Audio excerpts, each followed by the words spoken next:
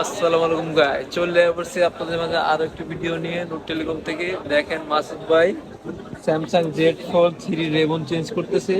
তো আসল খেলা কিন্তু এই জায়গায়, প্রথমে ডিসপ্লেটা সুন্দর করে খুলতে হয়, সামনের ডিসপ্লেটাও সুন্দর করে খুলতে হয়, দেন মাঝখানের ডিসপ্লেটাও সুন্দর করে খুলতে হয়।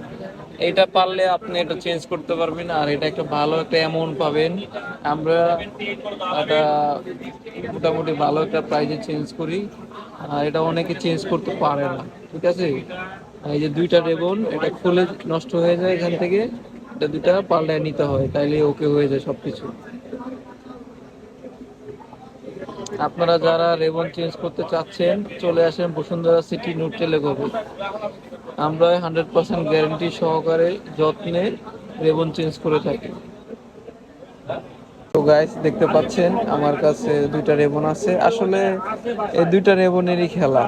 এই যে দেখেন, রেবনের গায়ে লেখা আছে, রেবনের গায়ে লেখা আছে হলো লোয়ার পার্ট, মানে এটার নিচে বসবে।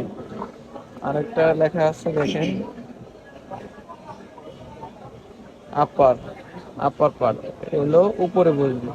ঠিক রেবন গুলো এভাবে বসে, এগুলো বসে দুইটা দুই সাইডে বসে তারপরে ফিটিং করা হয়।